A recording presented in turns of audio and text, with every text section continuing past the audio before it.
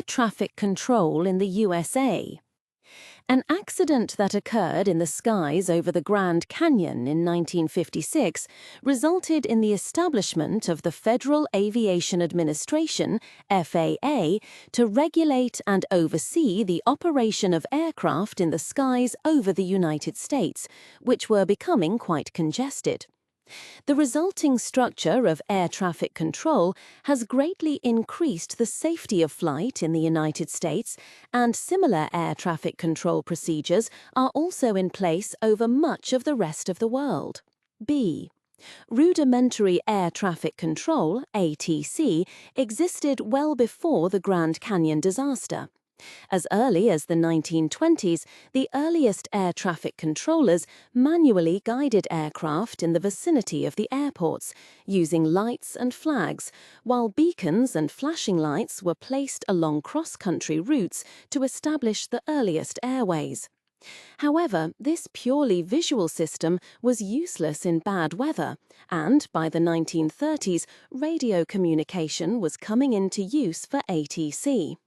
The first region to have something approximating today's ATC was New York City, with other major metropolitan areas following soon after.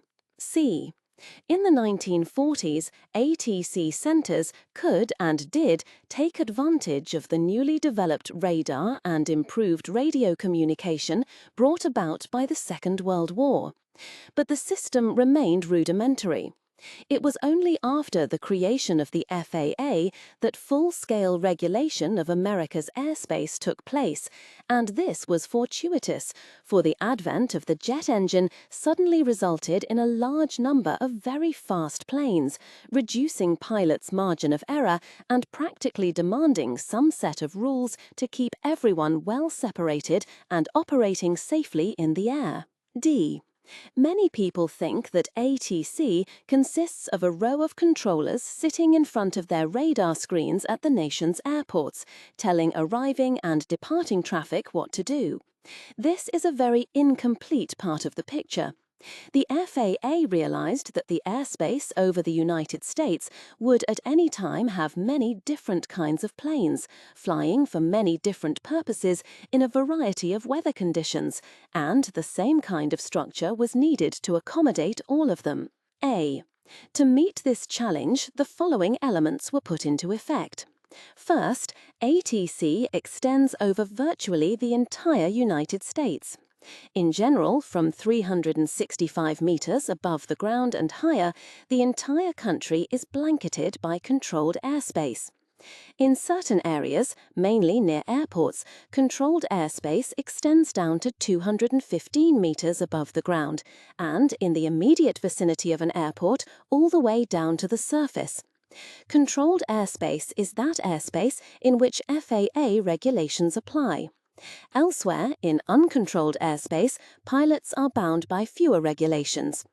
In this way, the recreational pilot who simply wishes to go flying for a while without all the restrictions imposed by the FAA has only to stay in uncontrolled airspace below 365 meters, while the pilot who does want the protection of ATC can easily enter the controlled airspace.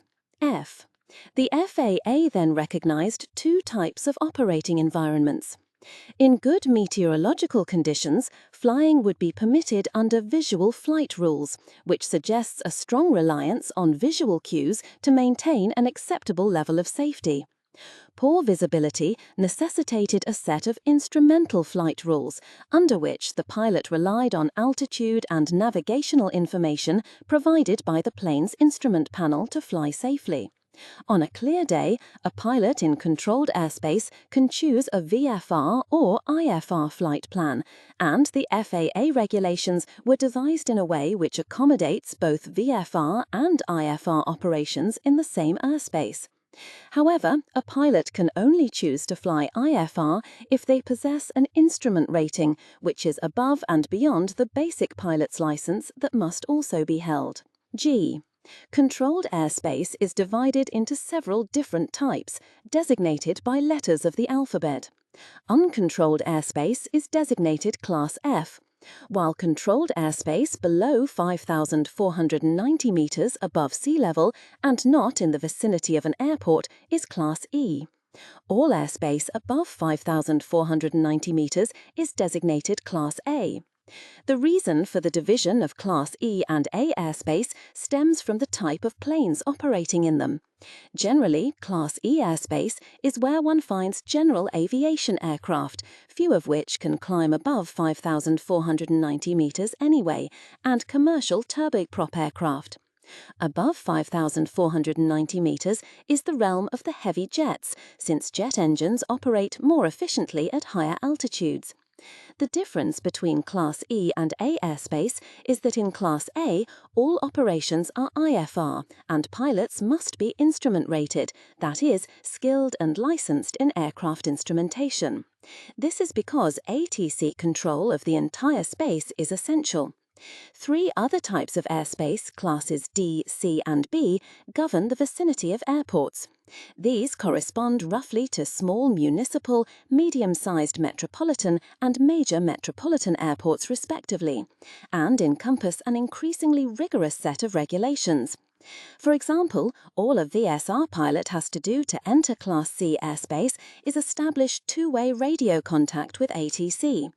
No explicit permission from ATC to enter is needed, although the pilot must continue to obey all regulations governing VFR flight.